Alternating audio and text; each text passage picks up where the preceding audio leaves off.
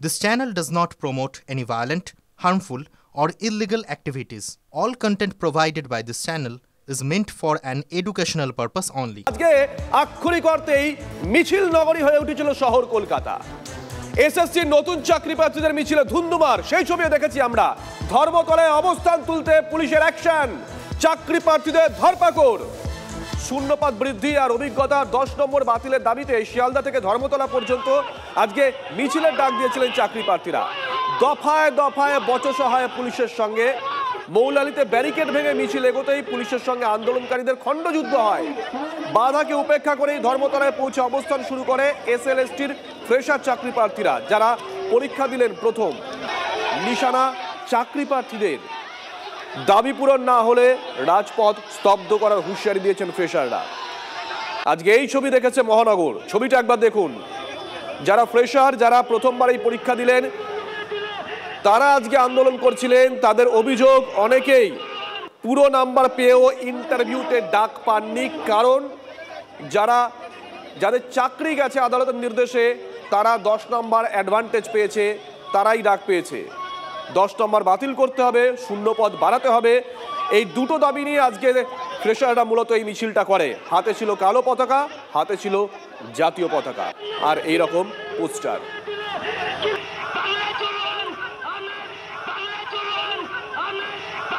পরীক্ষা দিয়েছি, cut off বলছে 77, আমরা কি করে পাবো?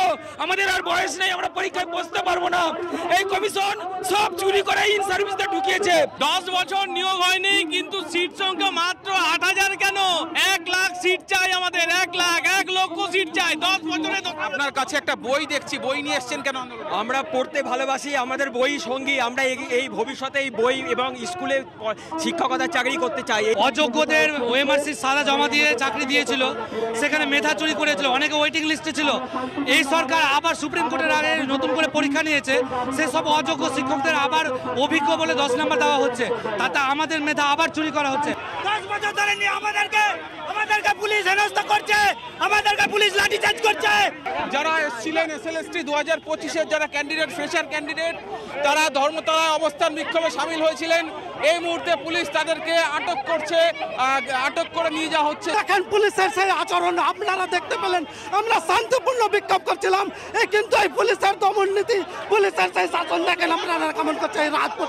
এই রাজপথগুলো আমরা দখল করার জন্য আমরা এসেছিলাম না, আমরা শুধু আমাদের প্রতিবাদের ভাষা জানাতে। আজকে আমরা জেলে বসে পড়াশোনা করব। এই সরকারের বিরুদ্ধে এটাই প্রতিবাদ। সরকার দেখুক যে কাদের গ্রেপ্তার করেছে এবং কেন করেছে। বই নিয়ে আন্দোলনে এসেছিলেন হোম শিক্ষক, তাকে গ্রেপ্তার করা হয়েছে বই নিয়ে। আপনি এখন কি জেলে যাবেন বই নিয়ে? আমরা জেলে বসে পড়াশোনা করব, ইন্টারভিউ প্রিপারেশন নেবো, কারণ আমি 60 পেয়েছি লিখিত পরীক্ষায়। আজকে আমাদের মেধাকে জেলে কারাগারে ঠাঁই দিচ্ছে। যে পুলিশ কিন্তু কার্যত বল প্রয়োগ করে যারা রয়েছেন আন্দোলনকারী, যারা বিক্ষোভে সামিল হয়েছিলেন, তাদেরকে আটক করছে। দূরের ছবিটা আমি দেখাবো, আমার সহকর্মী কুণালকে বলবো, যারা ছড়িয়ে ছিটে গেছেন, যারা আন্দোলন করতে এসেছিলেন, যারা নিজেদের নিয়োগের দাবিতে এসেছিলেন, যারা ছড়িয়ে ছিটে, পুলিশ কিন্তু তাদেরকে এই ধর্মতলা এলাকা থেকে খুঁজে ধরপাকড় করছে।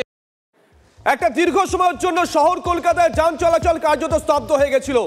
মেধাবীরা রাস্তায় নেমে এসেছে, হাতে বই রয়েছে, জাতীয় পতাকা রয়েছে, আর প্রতিবাদ স্বরূপ রয়েছে কালো পতাকা। তাদেরকে জোর করে বল প্রয়োগ করে পুলিশ গাড়িতে করে তুলে নিয়ে চলে যায়। আর এই ছবি দেখার পর রাজনীতি হবে না, হতেই পারে না। কোন পক্ষ কি বলেছে শুনুন। বিচার ব্যবস্থার যে মতামত, সেই মতামতকে আমরা কেউ অগ্রাহ্য করতে পারি না, তাকে মান্যতা দিতে হয়। দুর্ভাগ্য হচ্ছে একটা নিয়োগের পরীক্ষায় বারবার করে কোর্টের দ্বারস্থ হতে হয় কেন, এটা আমার প্রশ্ন। তার মানে এই সরকারের প্রশাসনিক দপ্তরে যে ব্যর্থতা, যে অকর্মণ্যতা, তার এগুলো প্রতিফলন হচ্ছে এইটাই, যে এখানে বারবার করে কোর্টকে হস্তক্ষেপ করতে দাবি করা হয়। রেজাল্টে দেখবেন আপনি 60বারে সমস্যা আসবে, রেজাল্টে সমস্যা আসবে। দেখবেন এই রেজাল্ট বেরোনোর পর দেখা যাবে যে অযোগ্যরা কত সুযোগ পেয়েছে, আবার পরীক্ষায় বসেছে, আরও বিভিন্ন ধরনের ঘটনা সামনে আসবে। সরকার যদি রেজাল্ট শেষ অবধি বারও করে, চাকরি দেবে না সরকার, নিশ্চিত থাকে। এই সরকার চাকরি দেবে না। এই আবেদনকারী থেকে বেশি দোষ হচ্ছে যারা স্কুল সার্ভিস কমিশন গড়েছেন যাদেরকে দিয়ে, এবং যে শিক্ষামন্ত্রী শিক্ষা দপ্তর পরিচালনা করেছেন এবং মুখ্যমন্ত্রী নিজে। আসলে নিয়োগটাকে যদি সুষ্ঠুভাবে করতে হয়, তাহলে যারা নিয়োগে যুক্ত হবেন তাদেরকেও অ্যাবাভ বোর্ড থাকতে হয়। কিন্তু আমরা দেখা গেলাম মন্ত্রী থেকে, মুখ্যমন্ত্রী থেকে, শিক্ষা দপ্তর এবং স্কুল সার্ভিস কমিশন তারা নিজেরাই হচ্ছে এই গোটা ব্যবস্থাটাকে ভেস্তে দিয়েছেন। যারা টেন্টেড, কল ফর ভেরিফিকেশনটা রাখাই হয়েছে যে যদি কেউ মিথ্যে তথ্য দিয়ে বাইপাস করে সিস্টেমের ফাঁক বলে বেরোতে না পারেন। তো এইটা তো সরকার সদিচ্ছা নিয়ে দুর্নীতি আটকাতে চেয়েছে বলেই তারা ধরা পড়েছে। কল ফর ভেরিফিকেশন রাখাই হয়েছিল সুপ্রিম কোর্টের আদেশকে কমপ্লাই করে, যাতে কেউ অস্বচ্ছভাবে নিয়োগ হতে না পারে। বরং এটাকে তো সকলের সাধুবাদ জানানো উচিত যে পর্ষদ এমন চেকিং রেখেছে যে দুর্নীতিগ্রস্ত কেউ যদি চেষ্টাও করে থাকে বাইপাস করে ঢুকে যাওয়ার, তাহলেও সে পারবে না, আটকে যাবে। এবং এই 150 জনকে তো সেভাবেই আটকানো হয়েছে। দেখুন 4 তারিখ মানে যবে থেকে এসআইআর প্রক্রিয়া শুরু হয়েছে তবে থেকে আমরা দেখছি রাজ্যের দিকে দিকে বিএলওদের একটা হাহাকার। কাজের চাপে কেউ অসুস্থ হচ্ছেন, অভিযোগ উঠছে কেউ সুইসাইড করার চেষ্টা করেছেন, কেউ সুইসাইড করেছেন। কিন্তু এই তুমুল বিতর্কের মধ্যেই ব্যতিক্রম লাভপুরের 166 নম্বর বুথের বিএলও পূজা ঘোষ। মাত্র 17 দিনে সব কাজ ইতিমধ্যেই তিনি শেষ করে ফেলেছেন। বুথে ভোটার 1017, কম নয়। অনেক চ্যালেঞ্জের মধ্যেও পূজার মুখে এখন চওড়া হাসি, যুদ্ধ জয়ের হাসি। বাকিদের বলছেন কাজটা একটু সহজ করে ভাবুন। আমার লাভপুর বিধানসভা, তো আমার এখন 99.91% কাজ হয়েছে। টার্গেটই ছিল যে আমাকে আজকে 100 থেকে 150টার মধ্যে আমাকে এন্ট্রি করতেই হবে, এবং সেটা আমি ম্যাক্সিমাম কাজ করেছি রাত্রিবেলাটা দেখলাম স্মুথলি কাজ হতো। যে কোনো কাজই যদি আমরা মনে করি যে সহজ কাজটা, তাহলে আমরা দেখতে পাবো যে কাজটা আমি ঠিকভাবে নিজের মতো করে এন্ট্রি করে নিতে পারবো। সহজভাবে কাজটা নিন, এবং আমি বলবো রাত্রিবেলা তারা একটু এন্ট্রি করার চেষ্টা করুন, কারণ দিনের বেলা সার্ভারটা ডাউন থাকবে।